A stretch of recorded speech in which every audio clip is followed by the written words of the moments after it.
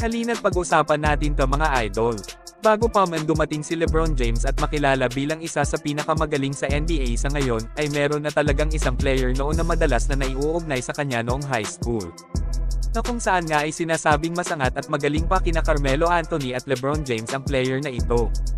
At yun nga ay walang iba kundi si Lenny Cook na isang high school basketball player noon na listed height na 6'6" noon, na magaling magdala ng bola, at kayang pomo stay at may shooting sa labas, kaya naman ayon sa mga NBA scout noon na palaging nanunood tuwing may laro siya, ay isa nga daw itong perfect player para sa isang team.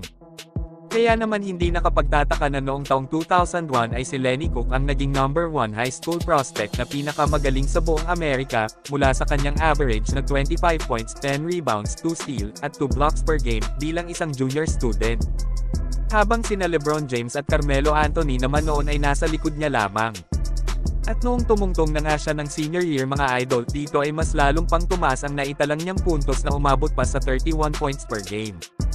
Ngunit sa kabila ng kanyang magandang performance sa loob ng court ay iyon namang ikinabagsak niya pagdating sa academics, at 8 games lang siyang nakapaglaro sa noong senior year niya sa high school dahil sa mababang grado sa paaralan, naging academically ineligible siya, na ibig sabihin ay hindi na siya pwedeng maglaro sa koponan niya dahil nga sa hindi niya naipasa ang kanyang pag-aaral. Pero hindi ito naging hadlang sa pagkamit ng kanyang pangarap at patuloy na naglaro ng basketball sa mga pick-up games at tournament sa Amerika. At 2002 nang muling sumali sa ABCD camp si Lenny Cook kung saan siya ang defending MVP sa nasabing camp. At marami ang nag-e-expect na siya muli ang itatanghal na MVP. Ngunit dito na rin nagsimulang magpakilala ang batang LeBron James noon at nagkalaban sila sa camp na ito at naipasok ni LeBron James ang game-winning 3-pointers sa harap mismo ni Lenny Cook. At sa mga panahong ito ay nakuha na ni LeBron James ang number 1 top high school prospect sa Amerika. Naayon din sa pahayag ni Sonny Vaquero na founder ng camp na ito na nga ang hudyat at simula ng pagsikat ni LeBron James dahil sa moment na yun, at ito na rin daw ang pagbagsak ng career ni Lenny Cook sa basketball. At makalipas lang ang ilang buwan sa taong 2002 ay muling sumali si Lenny Cook sa isang tournament na ginanap sa United Center sa Chicago, kung saan ay gumawa pa siya ng 21 points at maganda ang naging performance niya dito, kung kaya't umakyat pa siya sa ika-4 na pwesto sa rankings. At isang dahilan upang tumaas pa ang chance na makapasok pa rin siya sa NBA, at ilan din sa mga top colleges sa Amerika ang gustong i-recruit si Lenny Cook ng mga panahong yun, kagaya na lamang ng North Carolina, Seton Hall, at St. John's. Pero sa kabila ng malaking opportunity na makapaglaro sana sa USNCAA, ay mas pinili ni Lenny Cook na mag-declare na sa NBA draft sa mga panahong yun, dahil na rin sa pressure na kinakaharap niya sa mga NBA teams, na ayon sa kanya ay kukunin nga daw siya once na maging eligible siya.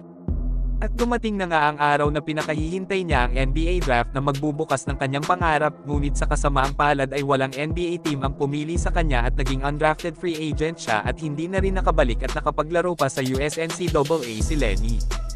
At dito na nga nagsimula ang mala-circus niyang career at maraming mga liga ang sinalihan neto, isa na nga dyan ang Boston Celtics Summer League, kung saan ay umaasa pa rin siyang makakapasok pa sa NBA, ngunit hindi pa rin siya nagtagumpay.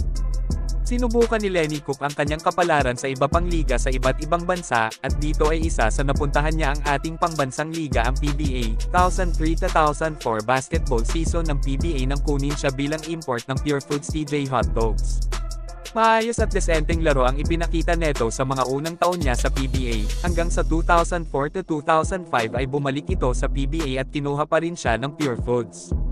At dito na nagsimulang tamaan siya ng napakaraming injuries, at sa mga panahong yun ay nasangkot pa sa isang car accident si Lenny Cook, at nagtamo ng seryosong injury, na naging dahilan upang hindi na siya makapaglaro pang muli ng basketball.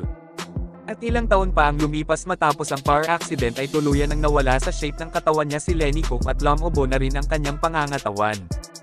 Sa ngayon ay isa ng coach si Lenny Cook at nagiging speaker din siya minsan sa mga pagtitipon ng mga kabataan, at dito sinasabi niya ang naging kwento ng kanyang buhay, na palaging pinaaalala niya ang importansya ng edukasyon sa pagkamit ng inyong mga pangarap, dahil pagdating ng panahon ng student athlete ay dapat laging mauna ang pagiging estudyante at sunod lamang ang pagiging atleta. So yan lang mga idol, at maraming salamat sa inyong pagbabasa.